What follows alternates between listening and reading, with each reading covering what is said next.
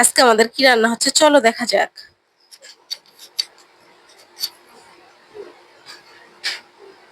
এটা কি মাছ আমি জানি না, এটা ইলিশ মাছ।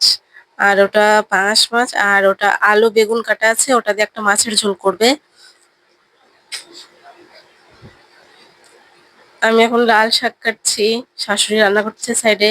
আমার লাল শাক কাটা হয়ে গেছে, লাল শাকটা আমার খেতে খুবই ভালো লাগে। আমি এখন লাল শাক ধুতে যাব, দেখো বৃষ্টি পড়ছে। আমার পাপা খুব জ্বালাচ্ছিল, তার জন্য ওকে ঘরে নিয়ে একটু আদর করেছি, করে ওকে ঘুম পাড়িয়ে দিয়েছি, এখন ঘুমোচ্ছে, খুবই ভালো লাগছে দেখতে। শাক ধুতে গেছি, লাল শাক। শাক আমার ধোয়া হয়ে গেছে, দেখো। শাকটা আজকে রান্না হবে না, রাত্রে হয়তো রানতে পারে, রেখে দিলাম, কখন রানবে জানি না।